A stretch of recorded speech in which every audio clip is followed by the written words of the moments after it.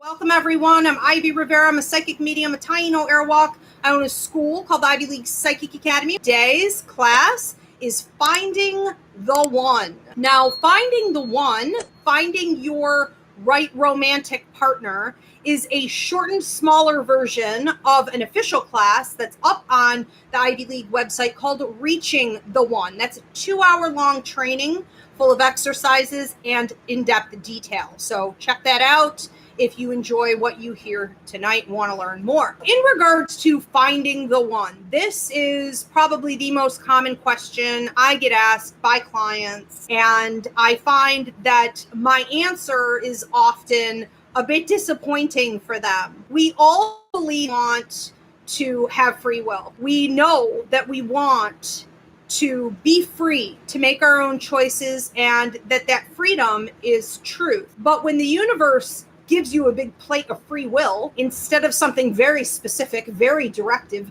very destiny charted, we're disappointed with it. It's like, is that all there is? And often in love, it ends up being that type of scenario. I am very honest about how relationships operate, and I'm very realistic about what we can do and what and who would be best for us to get engaged in. And so we're going to look at that today. But the reality is, looking at a little myth versus truth here, that there is no such thing as the one. The universe has not set up for you one specific individual to be with. So what does that mean? Well, first of all, that busts the myth of twin flames. There's no such thing as a twin flame. And when people talk about twin flames, I think it's silly, especially if they're a reader or they're a healer, because it is this fictitious fairy tale concept that has no validity, no proof at all. And it's something that I wonder if that person just wants for themselves. Maybe that reader or healer desperately needs some healing in their love life. Or maybe they're doing it and it's not so funny to get money off of the client, because people are reaching for that apple. They are really desperately in search of that twin flame, and it does not exist. It's also toxic. It feeds the patriarchy. It feeds this concept that we're not whole individuals unless we find and latch on to somebody else.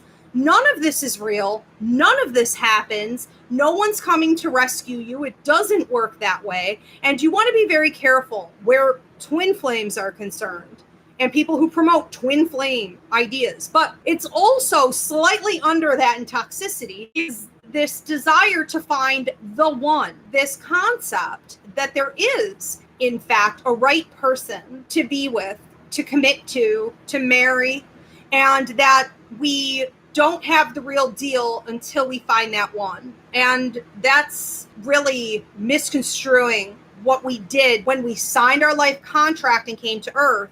We agreed to work with certain people. So we have karmic contracts. We have soulmate contracts, for sure. And then we have contracts with other people that aren't necessarily on that big of a level. There aren't cords. They are just relationships that will teach us lessons or be really helpful in our growth. And we want to be realistic that in regards to lovers, romantic partners, the best thing to do is to look at your soulmate options. I always say we get about 5 to 6 different soulmate options over the course of our entire lives. Not all of them will be romantic partners, but some of them will be. And what I would recommend you do is to pick that soulmate. If you want a steady, long-term relationship or marriage, you're going to want to pick the soulmate that can function with you in the day-to-day. So what do I really mean by that? I mean that when a soulmate shows up, it's dynamic, it's passionate, everything's on fire. It is a magical occurrence. And you do run the risk of basically taking everyone else that you've ever been with or anyone else that you will ever be with and comparing them back to that soulmate connection. And that can really cost us a lot. We have to be careful. Just because it's a soulmate connection doesn't mean that it's the best thing for you. It doesn't mean that it's healthy. It doesn't mean that it's growing. And it doesn't mean that it's functioning in the day-to-day at all. So what I mean by functioning in the day-to-day is that you guys can work as a team. Since soulmate contracts are supposed to be work contracts, it requires teamwork. When you do find one of those soulmates that wants to help you grow, wants to get tasks done, understands how to be supportive, understands that they're responsible for their own self-care, their own well-being, they hold themselves accountable, they take responsibility for things in life. When we have two people who could do this, we have a soulmate connection that can possibly make it in the long term. That doesn't mean that that contract may not have an ending to it. It may be on a deadline and a timeline. All relationships tend to have that, but it has the best likelihood. So a lot of people feel guilty. They feel like they found this a couple times. Great, then you probably did. Nothing to feel bad about. A lot of people feel to someone they're with, and then a soulmate comes along and they want to run off and go be with that person instead because it's more dynamic. Be careful. It doesn't necessarily make it one that can last for a long time, even though it has that really powerful addictive feeling and that high vibrational energy to it. We also want to be realistic that when we're talking about soulmate connections, we're talking about cords. So cords are what bind us. And I talk about that more in my relationships boundaries cord cutting class. I have a free mini class here on YouTube. Go into the playlist called Twin Flames versus Soulmates, Myth versus Truth, where I broke down what actually happens with the soulmate and these cords, as well as karmic contracts. One of the things that we want to be careful with is we can get involved with people romantically and feel that it's incredibly dynamic and wild. You can't compare it to anything else, but it's actually about lessons. It's a karmic bond, and that is a very, very different thing. Cords are connected to it, which means you are going to have past life history, but we want to be mindful there. A lot of people choose the one based on that feeling, and it's actually a karmic contract, karmic debt, and it doesn't end well. So we need to be careful, not rush into things. Another myth versus truth is that we want to understand that this isn't necessarily something that you have to earn. There's a lot of talk that you won't have that person, you can't grab that apple, you can't get that thing until you've done all the work and you have really become such an enlightened being that you deserve it. It doesn't really work that way. It's good to evolve. You should be working on your growth at all times. But the reality is that we sign this life contract before we come to Earth. And we do have a certain amount of people that we'll be working with, and those things are on deadline. So they will come through. It is destiny charted, which means it can't be manipulated, meaning even if you do something right, it doesn't necessarily bring it in any faster. It will happen on its own. So don't feel, too, like it's something that you have to achieve, and don't buy into a system. Also, from healers and readers, be careful that there's something else you have to do to get it to come to you. It's going to happen. However, you is going to make it that when this person crosses your path, you're ready to fully receive this individual and work with this individual so that we can maximize the prosperity between us. It is important, and we will be talking about that today. All right, I want to break down a couple tips here from 10 to 1 things that you can do to find that one person for yourself. Number 10, we need to be very careful that we're not picking a partner based on a trauma bond, based on some history that we have from our childhood or past life history where maybe we were abused or neglected by our parents. We had an upsetting childhood. We want to make sure that we're not picking somebody who has the same level of trauma as us so that they feel familiar. Even if it is dysfunctional, it can feel very comfortable. Even if it is very toxic, it can feel familiar and safe. And we want to really analyze too whether or not somebody is giving to us, like a parent taking us in, like someone they have to fix or care for in a codependent way, because they're also technically dealing with some type of trauma or loss in their development. So we often see people take on love partners because they need to fix something within themselves or heal. And it's not going to work in the day-to-day functioning. No one should be the parent.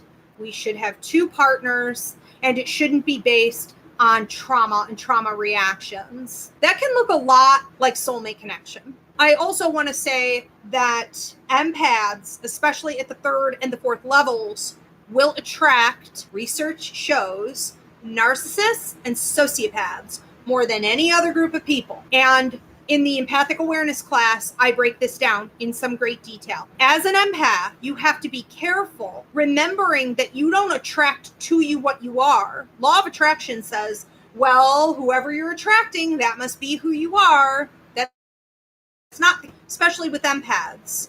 Empaths attract what is desperately needed, what the other person desperately wants, what the other person maybe wants to destroy because they see something light and amazing and helpful and positive, and they want to come and snuff out that light. It's not the same as a trauma bond, but it is a high risk area. And I do see a ton of my clients dealing with this problem. And I've had to battle it myself as an empath. Always attracting narcissists and sociopaths. Guard your energy and be mindful, especially when people are too helpful or overly engaging. And then you see the abuse process, ghosting and things like this throughout. Don't forget too, that when someone shows up and they are just knowing you top to bottom, to understand all your favorites are their favorites. Oh my God, I want to travel there too. We want the same things in life. Sometimes it seems a little too good to be true because they were studying you and watching you. This happens all the time. And if it seems too good to be true, it probably is. So make sure they're not just mimicking a soulmate bond. Number 9. Again, make sure it's not a karmic bond. I mentioned this earlier a little bit, meaning that there is a karmic contract. There is some kind of debt owed. Now, when we're talking about debt owed, it's very likely that in a previous life, this person stole from you or possibly even murdered you, possibly did some type of significant damage that you're still in the process of healing from, and they can be responsible to come back and make up for what they did. But it doesn't always mean that they're doing it. Karmic bonds can be very toxic because we could see the same toxic individual reborn, put on your path to pay you back, and now you're sort of stuck in this cycle with them. These would also be obsessive. This person may stalk. This person may constantly pop in and out of your life and you don't understand why. They could be full of lessons. Even though there seems to be a comfort level there or familiarity, every time you're dealing with this person, it's like you get hit with one negative side effect or another, and it causes you to learn a lot of lessons. So that could be another big contract, is your growth. You learning something from it and knowing when to let it go. Boundaries, boundaries. Number 8, make sure that the partner you're choosing isn't dead weight. Now that seems obvious, but what a lot of people do is they come into a relationship with an agenda. They want to get married at a certain point. They want to have kids. They want the white picket fence. There's an agenda, any kind of agenda. They desperately need company. They can't make it in life on their own. Who knows? There's an agenda. When we have an agenda, we are willing to overlook flaws in the other person, and we're willing to speed things up so that we don't give the appropriate amount of time for the other person's true colors to come out. When we rush relationships and we compromise, what we often find is that there's a partner in the relationship that is dead weight. They not only drain your happiness, your joy, but they could be creating some type of mental illness for you, even physical problems. Your energy can be so drained from you on a daily basis that you're beyond exhausted and miserable, and you could find yourself in a vicious cycle where you can't get out. So do not rush, and make sure you're not marrying, taking someone on who's going to drag everybody else down or become like an additional child, someone that you have to raise up. What we want to be seeing with people is that they have a growth mentality. And I don't have enough clients that stop to ask this question. This is always a concern and something I try to bring up. Does this person show growth? If they had a traumatic childhood, did they ever get therapy? Did they ever try to work on themselves? Have they even identified that? Has this person changed in the last 5 years, 10 years, 20 years? Have they shown any ability in the relationship to take what wasn't working and to make it work, to put in effort? If you don't have some signs of growth from this individual, this is not it, because them latching onto you is only going to take you down. It's not going to help them grow or become better than what they are. Okay, number 7, be sure that the person you're getting ready to commit to, or the one that you're looking for, doesn't have a compensation problem. We have many, many women who are addicted to their sons. It's Braylon's mommy, and it's Braden's mom, and Kaylee's mom, Caleb's mom. They're all these women. We have generations of women who are addicted to their sons because their husbands do not supply them with the support that they need. The men in their lives have never given them that type of energy back. And so they make the son the prince and the king. And we rarely see this with their daughters. You may not even know they have daughters. But when you get involved with someone like this, you're basically finding someone who is going to overcompensate for this loss. And we need to be very careful in the way that we don't try to make our lovers, or you'll sometimes see this with dads, because maybe a father couldn't be a supportive partner for his wife, so he sort of latches onto the daughter and she becomes like a little wifey to him. It's like emotional molestation almost. Okay, in some cases I think it really is, and today we see a lot of this. So keep an eye on the parents of whoever you're dating. See what their relationship looks like, and keep an eye on the person you're dating and what their relationship is to their mother and their father. Look at the family dynamics before you get in bed with a situation like this. Number 6, do check your astrology, your numerology, and any kind of past life history you may have with this person.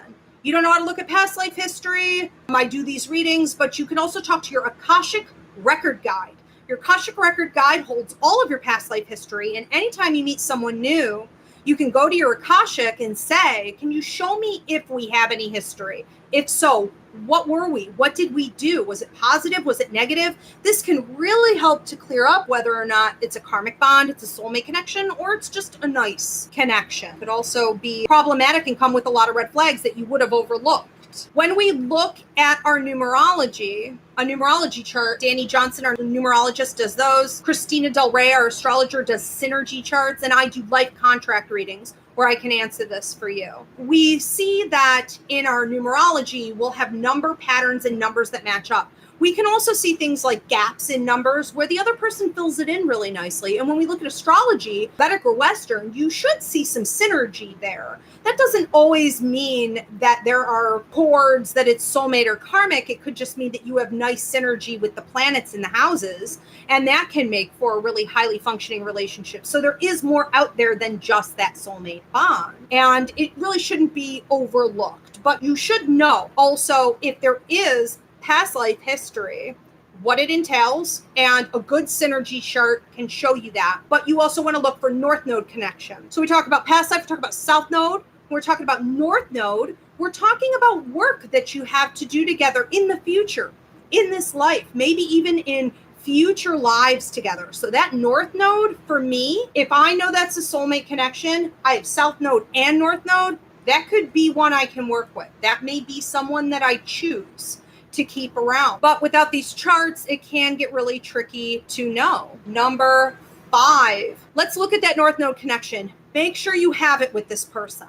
And if it's not going to come up in the astrology, it should at least show that you two can work together as a team. And this just really breaks down to a lot of common sense in regards to what our goals are. However, a lot of people like to talk about their goals, but you don't see that reflected in their character. You don't see that reflected in their personality. You don't see it reflected in their daily habits. So sometimes it makes you wonder, how do they ever think they're going to get there? You can't achieve something just because you want it, you will it, you want to have it for yourself. There has to be something backing that. And you should be able to tell with people whether or not they've been able to actually achieve any goals in their life, create something that they've wanted to have and where that's going. I would not commit to someone without knowing that we can build something and go somewhere greater. Watch that North Node. Number 4, what you should do before you find the right person, if you think you already have and you're a little behind on this, do it immediately. Cleanse out the old energy from your previous relationships, especially anything that was toxic in any way. we often carry somebody else in our energy field from the past. And it makes it very difficult to move on with anyone new. It's almost like we're having a threesome scenario. Sometimes it's even more people than that. And that's a sign that you haven't gotten rid of the energy from this other individual. It's not always negative. Sometimes it's that you wish you had this person back. Maybe they moved on to somebody else. Maybe you're comparing everyone who comes in back to this person. That's not going to work well for you either. And it's not going to work for anyone who is trying to dedicate their life to you and give authentically. You have to clear that energy out. If you have this issue, or you feel that you're somehow still addicted to somebody else, or if they invade your energy regularly and you don't want it, especially in your dream state, almost like haunting you, you're going to want to check out relationships, boundaries, and cord cutting class up on the website. Cut those cords. Number 3, in the meantime, while you're waiting for that perfect person, work on you. Focus on you. Even if you do think maybe you found that perfect love partner, don't make it all about them. Don't lose yourself to them. Don't forget how to think and feel and have a life. Work on you. Pay attention to what you're here on earth to do. If you don't understand your life calling, look at your life contract. Look at your bigger purpose. We feel the best in life when we are doing what we came to earth to do, when we are passionate about our work and the way we're spending our time, and this radiates out to the world around us. So it doesn't just attract prosperity, like financially or through resources or networking or good luck. It also attracts the right people to us. So the more you focus on loving you and living your life authentically, the easier this part of the process will be. Number 2, understand your worth. Understand that you are deserving of getting a certain kind of person, that you love yourself never to settle. And in conjunction with that, understand your needs and any areas in your life where you may be needy, and work on that so that you can honestly say, I can supply my own needs. I can get my needs met in other ways. I don't need a partner to come in and supply me with everything: emotional support, physical support, sexual support, mental support, financial support. When you're needing a lot from people around you, it's a repellent. It's going to take a long time to either attract the right person, or it's going to be completely overlooked, because typically what we attract when we're needy are people who want to take advantage of that somehow. So you're going to get yourself in a mess with abusive or neglectful partners. So understand what it is that you need. Find other ways to get those needs met so that you could say, you know what? I don't need anything from anybody. When I get in a relationship with somebody, it's all about what I can bring to the table. And I expect that to come from the other person as well.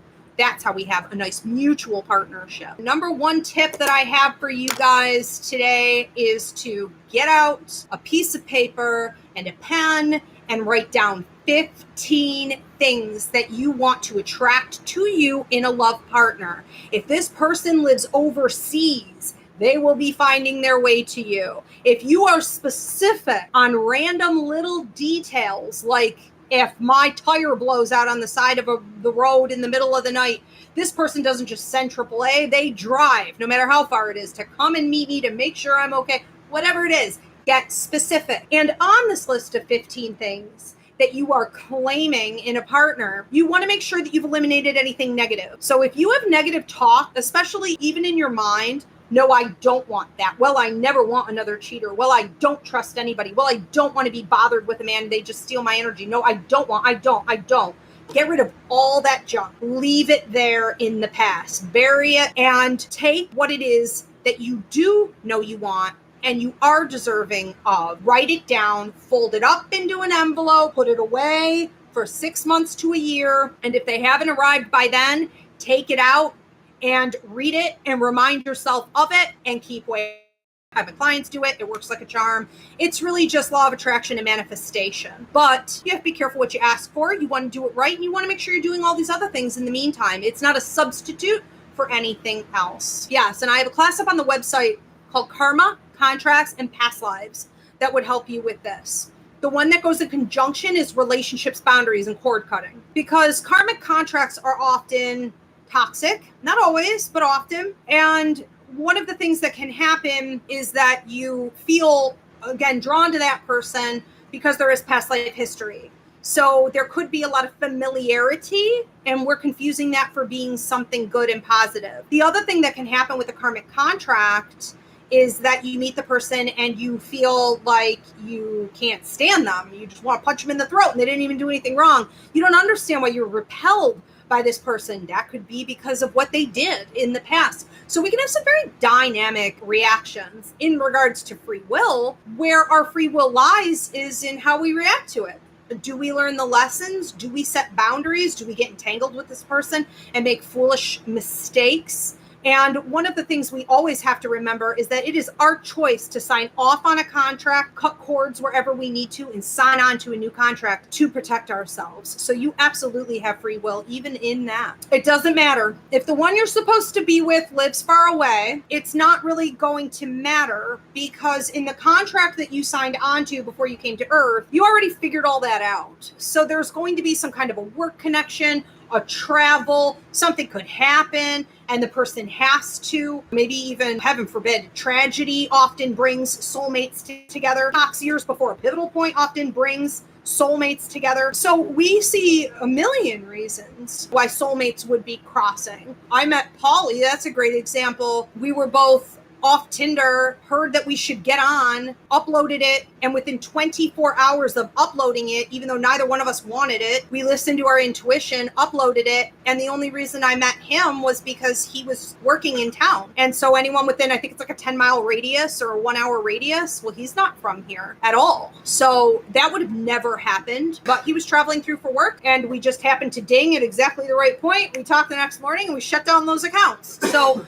it will happen exactly the way that it's supposed to happen, and it's not for you to worry about or dictate. I would also say, Jan, this is a great question. Never settle for someone that's just because they're local. We do meet all of our soulmates. However, I really do believe that sometimes people don't make the best decisions and that death is highly negotiable. And so we can see all these different death points. Sometimes when we look at astrology, and we know that while death is negotiable, at some point it's going to happen. And I do sometimes see that soulmates pass away before the real meeting can happen, or the meeting ends up being really, really brief, and that can feel like a real loss and heartache. But even if that were to occur, it doesn't mean the work ends. They will work with you from the other side, and it will continue and probably carry on into future lives together. So do you meet everyone? Yes. And if you are married or committed, it doesn't mean that the next soulmate that you were meant to meet will not cross your path because of that. They're still coming. And so you have to be prepared to deal with that ethically, because you're going to feel like you want to leave the person you're with and run over to this other person.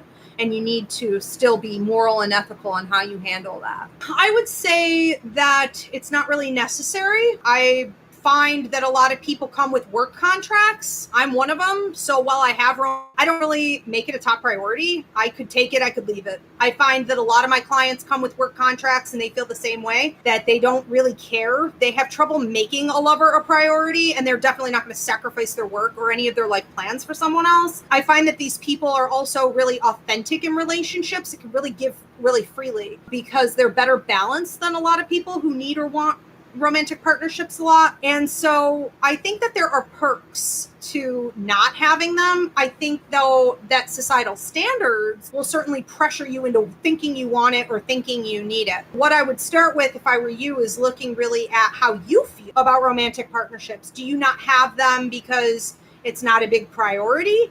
And that's okay. It's not part of your life's work. It's not really necessary. Do you not have them because you're blocked off to them? Is there some kind of trauma that needs to be dealt with? If so, deal with that. But it's really important to just live authentically and understand that as long as you're healing and growing and coming from that true energy, that you're going to attract everyone you're supposed to.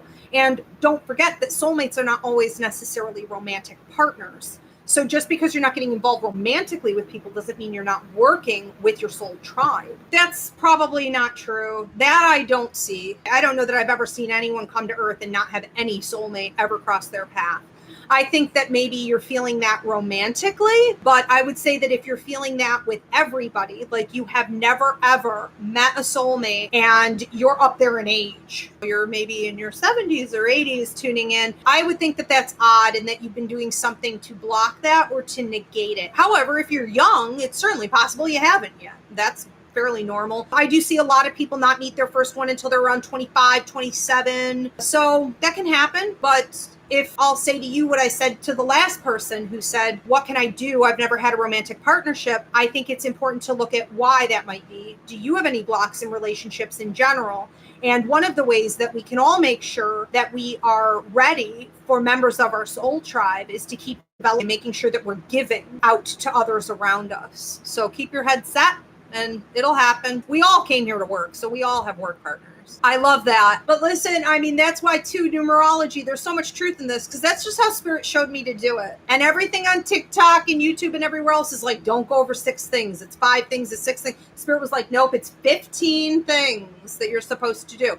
And it really does work. And I think the reason Spirit sets it up that way is because it really gets you thinking. We can sort of sloppily put down 5 things or 8 things, but by 15, you're already tapping into that person's energy in a way and pulling them in. Well, I think there's a huge difference between a karmic contract and a soulmate contract. And I think that we can have some mixing there, meaning that karmic lessons can be learned with our soulmates. I think in a way, yes. And that would not necessarily mean that it isn't going to be unpleasant. Just because you're learning karmic lessons with a soulmate doesn't mean it can't be toxic or destructive. It can be very, very hard. So we don't want to take a soulmate and put them up on a pedestal. And we don't want to take a karmic lesson and necessarily just decide that it's going to destroy everything. It's all about free will.